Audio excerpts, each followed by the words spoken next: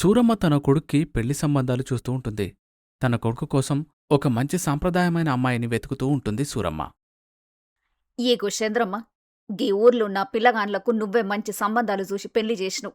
గందుకే నా కొడుక్కి కూడా పిల్లని ఎతికే బాధ్యత నేను నీకే ఇస్తున్నా. అరే, నువ్వేం ఫికర్ చేయకు సురమ్మా. మొత్తం తెలంగాణంతా జల్లడబట్టయినా నీకొక మంచి అమ్మాయిని వెతికి పెడతా. ఈగో, నా కొడుకు మాటల్లోనే వచ్చిండు. రారా, జరగూసో. ఈగో, చంద్రమ్మని ఎందుకు పిలిచిన్నో తెలుసా? నీకోసం మంచి మంచి పెండ్లి సంబంధాలు ఎతకనీకి. ఏంటి, నాకోసం పెళ్లి సంబంధాల్ని చూస్తున్నావా అంటూ రఘు ఒకసారిగా షాకవుతాడు. అరే, ఏంటమ్మా నువ్వు పెళ్లి సంబంధాలను చూసే ముందు నాకొక మాటైనా చెప్పాలి కదా. అయ్యో, గిప్పుడేమైందిరా? అవును, ముందు చెప్పలేను. ఏదో పన్ల వడి చెప్పలేకపోయినా ఇప్పుడు చెప్తున్నా గదా. అయ్యో, అది కాదమ్మా, నీకెలా చెప్పాలో అర్థం కావడం లేదు. నువ్వసలు నాకేం చెప్పాలనుకుంటున్నావో డైరెక్ట్గా చెప్పురా. అంటే అది మరి అంటే నేను ఒక అమ్మాయిని ప్రేమిస్తున్నానమ్మా. ఏంది, ప్రేమిస్తున్నావా? మరి నాకు ముందే చెప్పలేవేంద్రా? నాకీ విషయం ముందే చెప్పినుంటే నేను చంద్రమ్మకి పని చెప్పకపోతుండే గదా. ఈగో చంద్రమ్మ, మా ఓడు నీకు పని తగ్గించుండులే. ఇక నువ్వు మా ఓన్కి సంబంధాలు చూడాల్సిన పని లేదు. గట్లనైతే ఇగో సూరమ్మ, నీ కొడుకుకి సంబంధం చూసే అవకాశం నాకు దొరకలే. కనీసం పెండ్లికైనా విలువు. 4 అక్షింతలేసి ఆశీర్వదిస్తా. ఆగో, ఏం మాట్లాడుతున్నావు చంద్రమ్మ? నిన్ను విలువకుండుంటనా? నిన్ను పక్కా విలుస్తా గదా నేను. అలా సూరమ్మ చంద్రమ్మతో చెప్తుంది. అలా చంద్రమ్మ అక్కడ్నుంచి వెళ్ళిపోతుంది. అమ్మా, అసలిది నిజమేనా? లేక నేనేమైనా కలగంటున్నానా? నువ్వేంటమ్మా ఇంత కూల్గా ఉన్నావు? గీ సూరమ్మ ఎప్పుడు సల్లగానే ఉంటదరా. గదే, కూలుగానే ఉంటా అని చెప్తున్నా. ఈ విషయం నాకు ముందే తెలుసుంటే నీకెప్పుడో నా ప్రేమ విషయాన్ని చెప్పేసేవాణ్ణి. మరెందుకురా ఈ నేళ్లు దాచిపెట్ను? సరే, అయిందేదో అయిపోయింది గాని ఇంతకు అమ్మాయి పేరేంది? ఏడుంటది? అమ్మాయి ఇక్కడే, ఈ ఊర్లోనే ఉంటుంది. కాని తన కుటుంబం మాత్రం తిరుపతిలో ఉంటుంది. నాకైతే ఏం ఇబ్బంది లేదురా. వెంటనే మీ ఇద్దరికి పెండ్లి చేస్తా. గా అమ్మాయోళ్ళ కుటుంబాన్ని కూడా ఈడికి విలు. అలా సూరమ్మ పచ్చజెండా ఊపడంతో రఘు తెగ సంతోషపడి రోజా కుటుంబాన్ని ఇంటికి ఆహ్వానిస్తాడు. రోజా కుటుంబానికి కూడా రఘు ఎంతగానో నచ్చుతాడు. నాకు మీ అమ్మాయి మస్తు నచ్చింది. మరి మీరేమంటారన్నయ్య గారు? నా కూతురు నన్నెప్పుడూ ఏమీ అడగలేదు. మొట్టమొదటిసారి మీ అబ్బాయిని పెళ్లి చేసుకోవాలి అని అనుకుంటున్నట్టు మాకు చెప్పింది. మా అమ్మాయి ఇష్టమే మా ఇష్టం. కానీ కాని ఏంది? చెప్పుండ్రన్నయ్యా. మీకేమైనా డౌట్లుంటే అడుగుండ్రి. మా ఓడు మంచిగా చదువుకున్నాడు. నలుగురికి ఎట్ల మర్యాద చేయాలనో మనకి మంచిగా నేర్పిన నేను. గట్లనే మంచి ఉద్యోగం కూడా చేస్తాండు. మంచిగానే సంపాదిస్తున్నాడు కూడా. హా, ఈ విషయాలన్నీ మాకు తెలుసండి. కాకపోతే మేమెక్కడో తిరుపతిలో ఉంటాం. మా అమ్మాయిని ఇంత దూరం ఎలా పంపించాలి అని ఆలోచిస్తున్నాం. అందులోన మనం మాట్లాడే భాషలొకటైనా సాంప్రదాయాలలో చాలా తేడాలున్నాయి. మా అమ్మాయి మీ కుటుంబంలో ఇమడగలుగుతుందా అని. అయ్యో, తప్పకుండా. మీ పిల్ల మాతోన్ గలిసిపోతదిలే. అన్నిటికంటే ప్రేమ గొప్పదని నేను బాగా నమ్ముతానన్నయ్యా. మీరు కూడా నిజమే చెప్పిండ్రు. మనల మస్తు తేడాలున్నాయి. కాదని నేనంటలేనుగాని చూస్తుండుండ్రి. ఒక్క ఏడాదిలోనే మీ అమ్మాయికి నేను మా పద్ధతులన్నీ బాగా నేర్పిస్తా గదా. మీ మాటలు మాకు చాలా ధైర్యాన్నిస్తున్నాయండి. మీ సంబంధం మాకు బాగా నచ్చింది. ఇంకా ఎందుకు ఆలస్యం చెప్పండి, వెంటనే పిల్లలకు పెళ్లి చేసేద్దాం. అలా సూరమ్మ మరియు రోజా కుటుంబం పెళ్లికొప్పుకుంటారు. ఒక శుభముహూర్తాన రఘుకి అలాగే రోజాకి పెళ్లి జరుగుతుంది. సూరమ్మగారు, ఉన్న ఒక్కగానొక్క కూతుర్ని మీ చేతిలో పెడుతున్నాను. తనని మీరు చాలా జాగ్రత్తగా చూసుకోవాలి. అరే, మీరేం కంగారు పడకుండ్రి. ఇయాల్టి నుండి రోజా మా ఇంటి పిల్ల. తనని నేను మంచి జాగ్రత్తగా చూసుకుంటానులే. అలా సూరమ్మ ప్రమీలకి ధైర్యం చెప్తుంది. ప్రమీల అలాగే తన భర్త ఎంతో సంతోషించి అక్కడ్నుంచి వెళ్ళిపోతారు. సూరమ్మ తన కొడుకు కోడలతో ఇంటికొస్తుంది. ఇగో జూడు పిల్ల, ఇది నీ ఇల్లే అనుకో. అనుకునేదేంది? ఇది నీ ఇల్లే. నీకెట్లిష్టమైతే గట్లనే ఉండు. అలాగే అత్తయ్యగారండి. వామ్మో, గంత పెద్ద పేరొద్దులే గాని అత్త అని విలువు సాలు. అలా రోజా మరియు సూరమ్మ మధ్య స్నేహం కుదురుతుంది. అలా కొంతకాలం గడుస్తుంది. ఒకరోజు సూరమ్మ తన కోడలితో ఇలా మాట్లాడుతూ ఉంటుంది. అత్తయ్య, ఇదిగోండి, కాఫీ తీసుకోండి. థాంక్స్ రోజా. టైంకి కాఫీ తీసుకొచ్చినవు. నా తల పగిలిపోతుందనుకో. ఎందుకత్తయ్యా? అసలు మీరేం ఆలోచిస్తున్నారు? నేనేం ఆలోచిస్తలేను గాని, ఇగో పిల్ల, ఆషాఢమాసం వస్తుంది గదా! నువ్వు పండుగకి రెడీ ఉన్నావా? ఏంటి? పండుగ? ఆషాఢమాసంలో పండుగేంటత్తయ్యా? అసలీ మాసంలో మేమే పని చెయ్యం. శుభకార్యాలు కూడా చెయ్యం. అరె! గదేంది పిల్ల గట్ల మాట్లాడుతున్నావు? ఈ మాసంలో ఒక పెద్ద పండుగుంది. ఓ, నువ్వీడ పిల్లవి గాదు గదా! అందుకే నీకు దెల్వనట్టుందిలే. ఆ, మా ఊర్లో ఈ టైంలో ఎలాంటి పండుగలుండవత్తయ్యా. ఇక్కడేమైనా పండగ జరుపుకుంటారా? అవునమ్మా. ఈడ మేం బోనాలు జేసుకుంటాం. బోనాలా? అంటే ఏంటత్తయ్యా? బోనాలంటే దెలవదా నీకు? బోనాలనేది ఈ తెలంగాణ రాష్ట్ర పండుగ గదా! అవునా? అంత విశిష్టత ఉందా ఈ పండక్కి? అయితే తెలుసుకోవాల్సిందే. ఆ, గీ ఇంటి కోడలుగా నువ్వీ పండుగ గురించి తప్పకుండా దెలుసుకోవాలి. నా తర్వాత నువ్వే గదా ఈ పండుగ చెయ్యాల్సిందానివి. అయినా చెప్తే ఏమర్థమైతదిలే. బోనాలు రాని, అన్నీ నీకు డైరెక్ట్‌గా జూపిచ్చుకుంటా నేర్పిస్తను. అలాగే అత్తయ్యా. అలా సూరమ్మ తన కోడలికి బోనాల విశిష్టత తెలియజేయాలి అని అనుకుంటుంది. అలా ఆషాఢమాసం ప్రారంభమవుతుంది. ఈగో పిల్ల, బోనాల పండుగ షురువయింది. ఈ నెలంతా మనం భక్తి శ్రద్ధలతోని అమ్మని గొలుసుకోవాలి. ముందు నువ్వు సక్కగా తయారీరా. ముఖానికి పసుపు గూడా రాసుకో. గట్లనే కాళ్ళకి గూడా పసుపు పెట్టుకో. అలాగే అత్తయ్యా. ఇప్పుడే తయారై వస్తాను. అలా రోజా తయారవడానికి వెళ్తుంది. మరోవైపు సూరమ్మ అన్ని ఏర్పాట్లు చేస్తూ ఉంటుంది. ఇంతలో రోజా చక్కగా తయారై వస్తుంది. వచ్చినవా?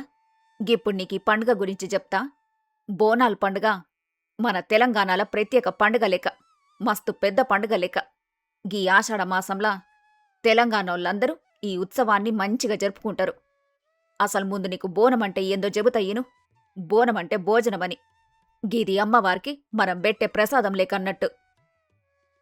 ఓహో! బోనమంటే ఇదన్నమాట అర్థం. ఇప్పుడు ఈ బోనం ఎట్లా తయారు చేయాలనో చెప్తాను. సూడు, ముందొక మట్టి కుండ తీసుకోవాలి. ఇగో, ఈ కుండిట్లుండాలి. ఇప్పుడీ కుండని మనం మంచిగా గడిగి పెట్టుకోవాలి. గా తర్వాత ఈ కుండకి మనం పసుపు రాసి, కుంకుమ పెట్టి, పూలతోని గిట్ల వేపాకులతోని అలంకరించాలె. అలా సూరమ్మ మరి రోజా ఇద్దరూ మట్టికుండని బాగా అలంకరిస్తారు. ఇప్పుడీ పెద్ద కుండల మనం ప్రసాదాన్ని పెట్టాలె. నేను ముందు గా అన్నము, బెల్లము, పాలు పోసి ఉడికించి పెట్టిన గదా! ఇగో, నువ్వీ ప్రసాదాన్ని ఈ కుండలోకెయ్. గిదంతా నువ్వు అమ్మవారిని దలుచుకుంటనే చెయ్యాలె పిల్లా. అలా సూరమ్మ చెప్పడంతో రోజా నైవేద్యాన్ని అమ్మవారిని తలుచుకుంటూ మట్టికుండలోకి వేస్తుంది. ఆ, ఏష్నవు గదా! ఇప్పుడీ రెండో చిన్న కుండ ఉంది గదా! గది గూడా గట్లనే సక్కగా అలంకరించుకుందాం. ఇప్పుడీ కుండలో ఏం వెయ్యాలత్తయ్యా? ఈ చిన్న కుండలా అమ్మవారికి ఇష్టమైన పానకాన్ని పోయాలె. నేను పానకాన్ని ముందే తయారు చేసి పెట్టిన. గా పానకాన్ని ఇందులోకెయ్. ఆ, వేశానత్తయ్యా. ఇప్పుడేం చెయ్యాలి?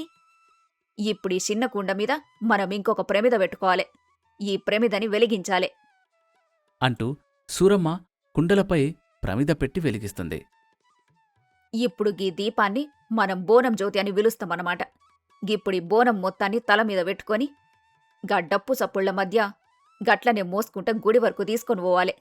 గుడికి పోయినాక అమ్మవారికి సమర్పించాలె. ఓ, అవునా? అంతా బాగుంది. అసలీ పండుగ ఎప్పుడు ఎలా మొదలైందో చెప్పండి అత్తయ్యా. తప్పకుండా చెప్తాను పిల్ల. ముందీ బోనాన్ని అమ్మవారికి సమర్పించాలే గదా! గీ బోనాన్ని మోసుకుంటా ముందు మనం గుడికి పోవాలె. దార్ల ఈ పండుగ చరిత్ర గురించి నీకు మొత్తం చెబుతాన్లే. అలా సూరమ్మ బోనాన్ని మోస్తూ గుడికి బయలుదేరుతుంది. రోజా కూడా ఆమె వెంట నడుస్తూ ఉంటుంది. ఇప్పుడు సూరమ్మ తన కోడలైన రోజాకి బోనం పండగ వెనుక ఉన్న చరిత్ర గురించి చెప్పడం మొదలుపెడుతుంది. గీ బోనాలకు అటు ఇటుగా 900 ఏళ్ల చరిత్రుంది. 12వ శతాబ్దంలా కాకతీయులుంటుండే గదా! గప్పుడు కాకతీయ రాజు ప్రతాపరుద్రుడు గా కాలంలో ఈ పండుగ మొదలైంది. ఈ ప్రతాపరుద్రుడు గోల్కొండలున్న జగదాంబిక మహాకాళి గుడిని కట్టిచ్చిండు. గా తర్వాత ఈ ఆషాఢమాసంలా అమ్మవారికి ప్రత్యేక పూజలు చేసి మొదటి బోనాన్ని సమర్పించిండు. ఓహో, అవునా? అంటే ఈ పండుగ 12వ శతాబ్దం నుండి జరుపుకుంటున్నారన్నమాట. అవును పిల్ల. గా తర్వాత కుతుబ్ షాయిల కాలంలో గూడా గీ సంప్రదాయం అట్లనే చేసుకుంటొచ్చిండ్రు. కుతుబ్షాయి రాజుల మంత్రైన అక్కన్న మాదన్న కాలంలా గీ ఉత్సవాలు ఇంకా బాగా ప్రాచుర్యం పొందినైలే. ఓ అవునా? గంతేనా? నవాబులు గూడా అమ్మవారికి బోనాలు సమర్పించిండ్రంటరు. గట్లనే పట్టుబట్టలు గూడా సమర్పించేటోళ్ళు. ఈ రోజుకి గూడా మన రాష్ట్ర ప్రభుత్వం నుంచి దేవాదాయ శాఖ మంత్రులుంటారు గదా, గాళ్ళు అమ్మవాళ్ళకి పట్టుబట్టలు పెడతరు. ఓ అవునా? అసలీ జగదాంబిక అమ్మవారి ఆలయం ఎక్కడుందత్తయ్యా? గీ గుడి గోల్కొండ కోటపైన ఉంటదమ్మా. అమ్మవారు ఒక గుడికి స్వయంభుగా వెలిసిండ్రాడ. ఓ అలాగా? ఈ అమ్మవారికి బంగారు బోనం గూడా సమర్పిస్తరు. కొంతమందైతే మెట్ల పూజ గూడా చేస్తరు. అగో మాటల్ల వడి మన గుడి గూడొచ్చేసింది. లోపలికి నడు. ముందు వొయ్యి అమ్మవారికి బోనం బెడదాం. అలా సూరమ్మ మరియు రోజా ఇద్దరూ గుడిలోపలికి వెళ్ళి అమ్మవారికి బోనం సమర్పించి వస్తారు. ఇంతకి దర్శనం ఎట్లయింది రోజా? చాలా బాగా జరిగిందత్తయ్యా. అమ్మవారిని చూడ్డానికి 2 కళ్ళు సరిపోలేదనుకోండి. నాగ్గూడా అమ్మవారిని చూసినంక నా మనసు మస్తు ప్రశాంతంగా మారిపోయిందిలే. అత్తయ్యా, నాకు మళ్ళీ ఒక సందేహం వచ్చింది. ఏందో అడుగమ్మా. అసలు ఈ మాసంలో ఈ పండుగ ఎందుకు జరుపుకుంటాం? దీనికింకా ఏమైనా రీజన్స్ ఉన్నాయా అత్తయ్యా? ఇది ఆషాఢమాసం. నువ్వు గనక సరిగ్గా గమనిస్తే గీ మాసంల వాతావరణంలో మార్పులు జరుగుతుంటాయి గదా. ఎండలు దగ్గుతాయి. గట్లనే వాతావరణమంతా సల్లగా మారుతుంటది. అవునత్తయ్యా, నిజమే. మొన్నటిదాకా బాగా ఎండగా ఉండేది. ఈరోజు కాస్త చల్లగా ఉంది. గట్ల ఉన్నట్టుండి జరిగే వాతావరణ మార్పుల వల్ల మన ఆరోగ్యం దెబ్బతినొచ్చు. పూర్వమైతే మస్తు రోగాలు మనుషుల్ని వట్టి వీడిచ్చేవట. కలరా, మసూచి లాంటి రోగాలు మస్తు ఉండేటివట. గా టైంలో అందరి ఆరోగ్యాలు మంచిగుండాలనంటే దేవుని దయ అవసరమని చెప్పి మన పెద్దలు ఈ ఊరి గ్రామదేవతలకి ఈ మాసంలో పూజ చేసుడు మొదలుపెట్టిండ్రు. గట్ల మొదలైంది ఈ బోనమనేటిది. ఊర్ల జనాలందరూ కూడా తమ మంచి కోసం ఈ మాసంలో అమ్మవారికి బోనం ఇస్తుంటారు. అలా సూరమ్మ పండగ వెనుక ఉన్న మరో కారణం కూడా చెప్తుంది. అలా వారు ఇంటికి వచ్చేస్తారు. సూరమ్మ తన కోడలికి పండగ గురించి మరికాస్త వివరించాలి అని అనుకుంటుంది. నీకీ పండుగ గురించి ఇంకొక ముచ్చట చెప్పుడు మర్చిపోయిన రోజా? గీ పండుగ రోజు మనకి పోతరాజు కూడా గనిపిస్తాడు. పోతరాజంటే ఎవరెత్తయ్యా? పోతరాజుని అమ్మవారి తమ్ముడిగా భావిస్తారు. గీ ఉత్సవాల్లో ఆయనే ప్రధాన ఆకర్షణ. ఒంటి నిండా పసుపు రాసుకొని చేతిల కొరడ పట్టుకొని గనిపిస్తుంటాడు. గాడొచ్చే సంగీతానికి తగ్గట్టుగా డాన్సు చేసుకుంటా ఊరేగింపుల అమ్మవారితో పాటుంటాడు. గట్లనే రంగమనే ఇంకో కార్యక్రమం గురించి నీకు తెలుసా? లేదత్తయ్యా, అంటే ఏంటి? పండుగ తెల్లారే ఉదయము పచ్చి మట్టి కుండపైన నిలబడి ఒక మహిళ అమ్మవారిని తనలోకి ఆవాహన చేసుకుంటది. రాబోయే కాలంలో వర్షాలు, పంటలు, ప్రజల ఆరోగ్యం ఎట్లుంటదో ఆమె ముందే చెప్తదన్నట్టు. గామె ద్వారా అమ్మవారే భవిష్యవాణి చెప్తారని భక్తులు నమ్ముతుంటారు. ఓహో అలాగా? ఈ నెల మొత్తం మనకి బోనం జరుగుతూనే ఉంటదమ్మా. మొదటి వారంలో గోల్కొండ కోటల జగదాంబిక మహంకాళి అమ్మవారికి తొలి బోనం సమర్పిస్తారు. గట్ల ఆ రోజుతోని పండుగ మొదలైతది. ఓహో, మరి రెండో వారం ఎక్కడి జరుగుతుందత్తయ్యా? బల్కంపేట ఎల్లమ్మ గుడి, గట్లనే సికింద్రాబాద్లో ఉజ్జయిని మహంకాళి గుడుంది గదా, ఆడ మస్తు మంచిగా చేస్తారు.